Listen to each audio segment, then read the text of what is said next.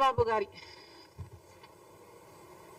బాబు surety భవిష్యత్ guarantee ఇది చంద్రబాబు గారి సూపర్ 6.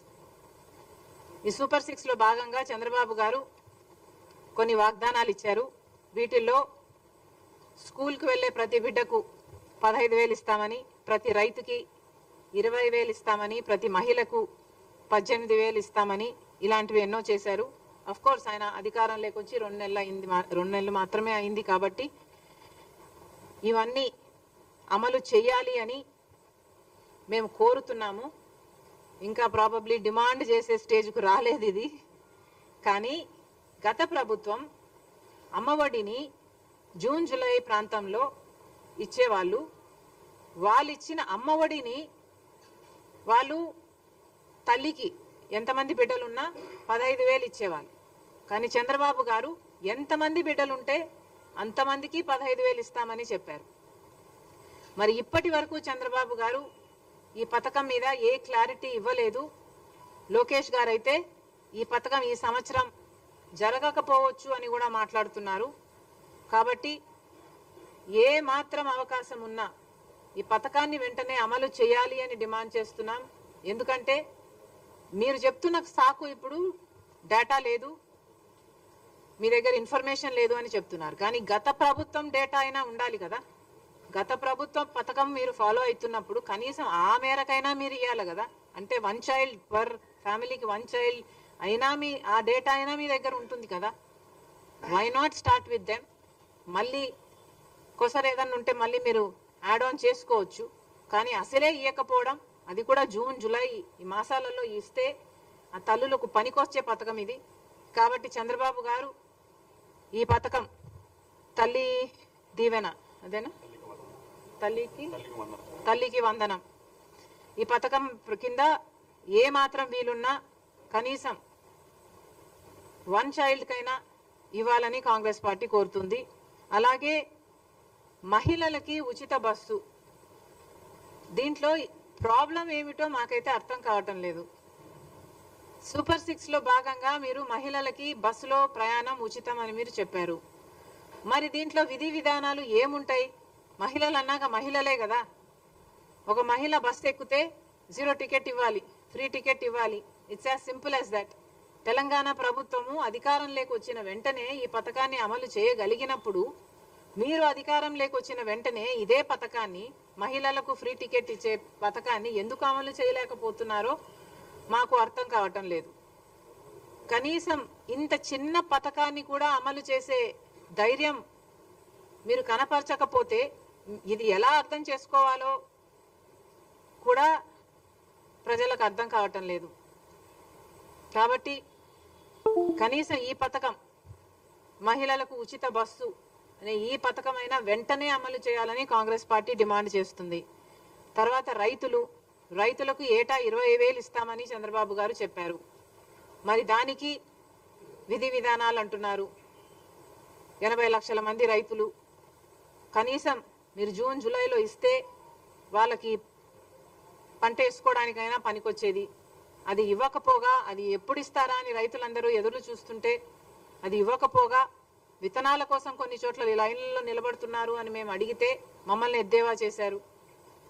సరే పర్వాలేదు, రైతులు కష్టాలలో ఉన్నారు, వరదలు వచ్చాయి, పంటలు చాలా మందికి నష్టపోయారు. దాదాపు 2 లక్షల ఎకరాలలో నష్టం జరిగింది. కనీసం రైతు 15,000 రూపాయలైనా ఎకరాకు ఖర్చు పెట్టుకున్నాడు. మరి వాళ్ళకి మీరు నష్టపరిహారం చెల్లించండి అని మేము అదే పనిగా వరద ప్రాంతానికి వెళ్ళి నీళ్ళ నెక్ డీప్ వాటర్లోకి దిగి మరీ హైలైట్ చేసినా కూడా చంద్రబాబు గారి కంటికి కనిపించలేదు. మరి అలాంటి రైతులని, వరద ప్రాంతాలలో మునిగిపోయిన ఆ పంటల్ని పరిశీలించినట్టుగా మాకు చంద్రబాబు గారు కానీ, పవన్ కళ్యాణ్ గారు కానీ, పురంధేశ్వరి గారు కానీ మాకెక్కడా కనిపించలేదు. సరే, మీరు పర్యటించకపోయినా కూడా మేము పర్యటించాం కాబట్టి మేము చెప్తున్నాము, మీరు కనీసం రివ్యూ అయినా పెట్టి ఎంతమంది నష్టపోయారో అంచనా వేసి కనీసం 15,000 అయినా ఇవ్వండి అని మేము కోరటం జరిగింది. మీరేమో 3,000 ఇస్తామని చెప్పారు. ఆ 3,000 ఎక్కడికి సరిపోతుంది, ఎవరికి సరిపోతుంది? ఒకసారి ప్రభుత్వం ఆలోచన చేయాలి. ఏది అడిగినా ఈ మధ్య చంద్రబాబు గారు మాటకు ముందే డబ్బులు లేవు, గత ప్రభుత్వం అప్పులు చేసి వెళ్ళింది అంటున్నారు. అప్పులు చేసి వెళ్ళిన మాట వాస్తవం కావచ్చు, కానీ అప్పులు ఉన్నాయి అన్న సంగతి చంద్రబాబు గారికి తెలిసిన విషయమే. తెలిసే కూటమితో జత కట్టారు కాబట్టి ఈరోజు ప్రజలు ఆశలు పెట్టుకున్నారు. బీజేపీ అక్కడ అధికారంలో ఉంది, మీరు కూటమి పెట్టుకున్నారు.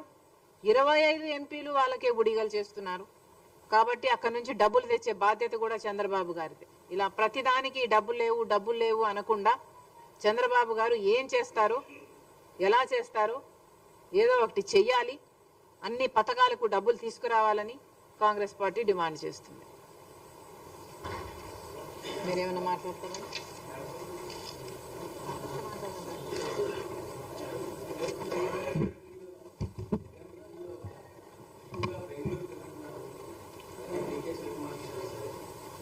వాస్తవం లేదా?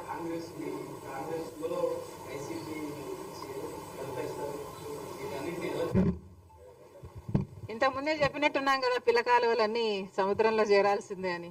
కలుపుతారా? కలపండి. Most welcome.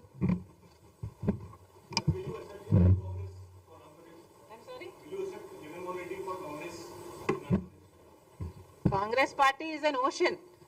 There are so many people in this ocean. Why not?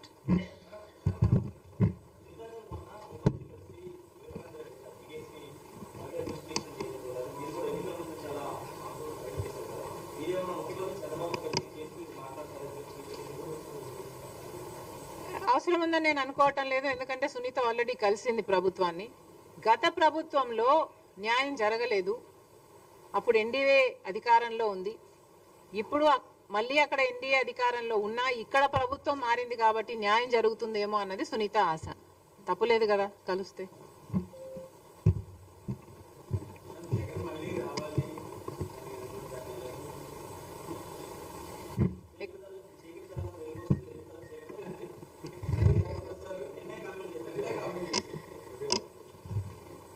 ఎందుకు రావాలి? మళ్ళీ 10 లక్షల కోట్లు అప్పు చేయడానికి రావాలా? ఎందుకు రావాలి? 10 లక్షల కోట్ల రూపాయలు అప్పు చేయడం కాకుండా, రాష్ట్రాన్ని అప్పుల పాలు చేయడం కాకుండా, మీరేమో ఋషి కొండలు కొరిగేసి ప్యాలెస్లు కట్టుకోవడానికి రావాలా? కనీసం రాజశేఖర్ రెడ్డి గారి జలయజ్ఞంలోని ప్రాజెక్టులు పూర్తి చేయకపోతే, కనీసం ఉన్న ప్రాజెక్టులలో మీరు మరమ్మతులు మెయింటెనెన్స్లు కూడా చేయకపోతే గేట్లు కూడా తేలుతున్నాయండి. మళ్ళీ ఆ దుస్థితి చూడ్డానికి రావాలా? ఎందుకు రావాలి?